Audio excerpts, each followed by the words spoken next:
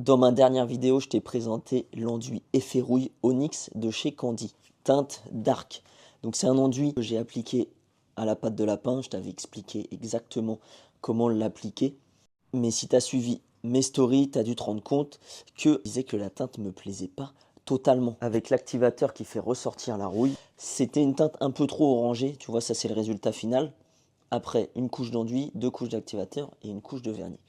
La teinte ne me plaisait pas totalement. C'était joli, mais ça me plaisait pas. C'était pas vraiment le rendu que je voulais. Donc j'ai décidé de tout recommencer. Mais cette fois-ci, j'ai décidé de changer de teinte. Tu vois, j'ai pris la base Teal. Donc c'est censé réagir totalement d'une autre façon. Déjà, tu vas voir qu'au séchage, il y aura déjà un peu un effet bleuté, un petit peu vert, verdâtre, qui peut rappeler un petit peu le cuivre quand ça commence à verdir. Et c'est un petit peu l'effet que je voulais avoir. Donc j'ai tout recommencé, je l'ai appliqué de la même manière, à la pâte de lapin, en travers, parce que l'effet en travers me plaisait pas trop mal, donc j'ai décidé de l'appliquer de la même façon.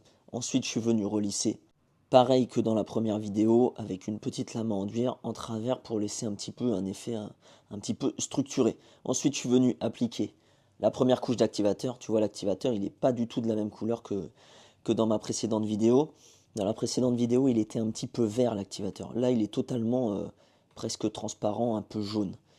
Et du coup, j'ai appliqué une première couche comme ça à la brosse, en laissant un petit peu, toujours un petit effet un peu zébré, un petit peu en travers.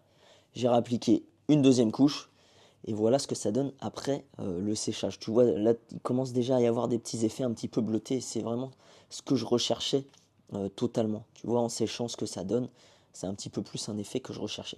Ensuite, je suis venu appliquer une couche de vernis. Et avec le vernis, tu vas voir que ça rechange encore un petit peu la teinte. Il va y avoir des effets un petit peu bleutés qui vont réapparaître une fois que ça sera sec. Voilà ce que ça donne. Je ne sais pas ce que tu en penses, si tu préférais avant ou si tu préfères maintenant. Moi, personnellement, je préfère 100 fois maintenant. Tu vois, il y a un petit peu des reflets un petit peu bleutés. C'est limite s'il n'y en a pas assez, j'ai presque envie de le recommencer. Mais bon, je ne vais pas abuser. Je trouve que là, c'est vraiment pas mal du tout. C'est un peu plus l'effet recherché que je voulais. Et si jamais toi aussi tu as envie de tester cet enduit, il y a 8 teintes différentes de disponibles sur le site 2000decor.fr et tu as toujours moins 5% avec le code promo Made in Paint valable sur tout le site. Allez, ciao.